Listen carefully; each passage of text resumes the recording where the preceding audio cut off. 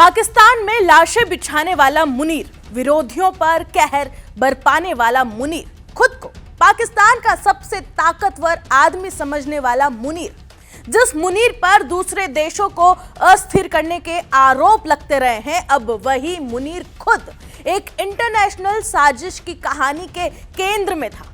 अब खुद किसी और की हिट लिस्ट में सबसे ऊपर पहुंच चुका था।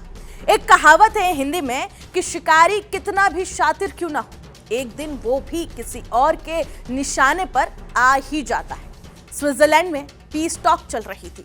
दुनिया को ये लग रहा था कि शायद एक और युद्ध टल जाएगा, लेकिन उसी वक्त पर्दे के पीछे एक ऐसा खेल खेला जा रहा था जो पूरी दुनिया को हिला सकता था। क्यों? क्योंकि निशाने पर था पाकिस्तान का फील्ड मार्शल असीम मुनीर, और जब पाकिस्तान को इसकी भनक लगी तो इजराइल तक एक संदेश भेजा गया, जिसकी गूंज अब दुनिया भर की सियासत में इस वक्त सुनाई दे रही है। जैसे ही ये खुलासा सामने आया, आखिर क्या था वो प्लान, किसने रची थी ये पूरी साजिश, और क्यों अचानक दुनिया की नजरें स्विट्जरलैंड से पाकिस्तान और इजराइल पर जा टिक गई है, इस पूरी कहानी को विस्तार से समझते हैं। एक्चुअली हत्या के प्लान का ये जो दावा सामने आया है, ये ब्राजील के पत्रकार और जियोपॉलिटिकल एनालिस्ट पेपे एस्कोबार ने किया है। उन्होंने ये बताया कि लेबनीज ऑस्ट्रेलियन पॉडकास्टर और कमेंटेटर मारियो नोफाल के साथ उन्होंने ये बातचीत कही।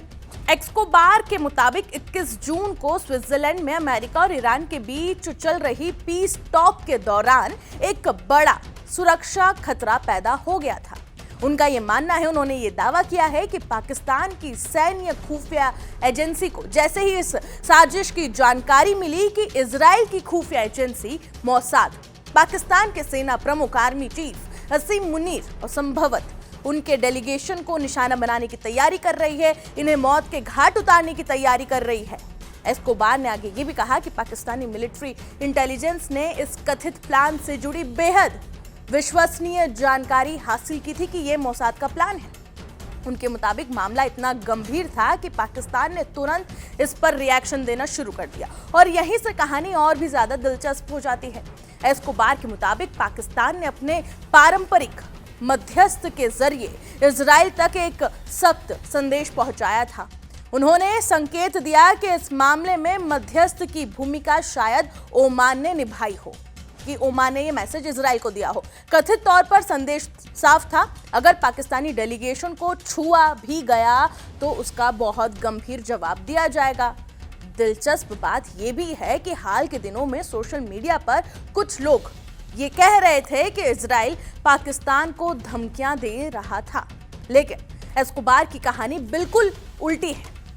उनके मुताबिक चेतावनी जो है ये पाकिस्तान की तरफ से इजराइल को भेजी गई थी, यानी कि गीदड़ भभकी इजराइल को दी गई। अब यहाँ सबसे बड़ा सवाल खड़ा ये होता है कि अगर वास्तव में इतना बड़ा खतरा मौजूद था तो क्या स्विट्जरलैंड, अमेरिका या फिर पाकिस्तान की सुरक्षा एजेंसियों ने कोई सार्वजनिक चेतावनी जारी की? यह सवाल है। मीडिया रिपोर्ट्स के मुताबिक ऐसा कुछ भी नहीं हुआ है अभी तक।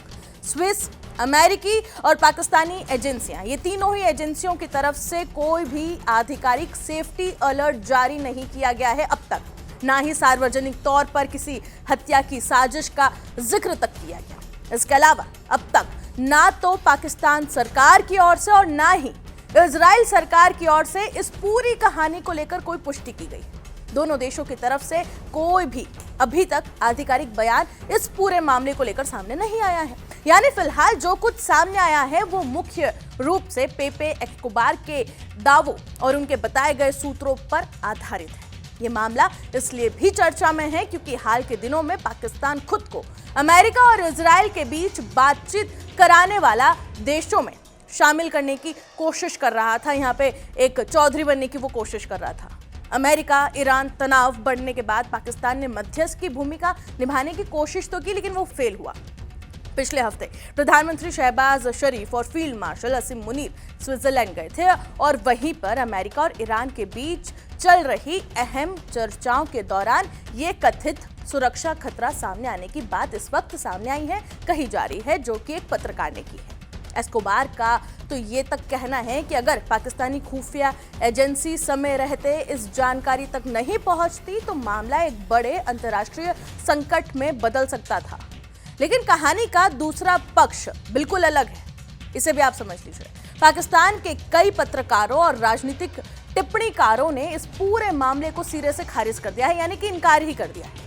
पाकिस्तान के डिजिटल न्यूज प्लेटफॉर्म के मुताबिक कई पत्रकारों ने इस कहानी को, जो ये दावा सामने आया है, इसे बेबुनियादी और तथ्यों से परे बताया है। सीनियर पत्रकार सैयद तलत हुसैन ने सोशल मीडिया प्लेटफॉर्म एक्स पर इस दावे को खारिज करते हुए ये लिखा है कि ये पूरी कहानी बकवास है, इसमें जरा सी भी सच्चाई नहीं है, ऐसा कुछ भी कभी भी नहीं हुआ है।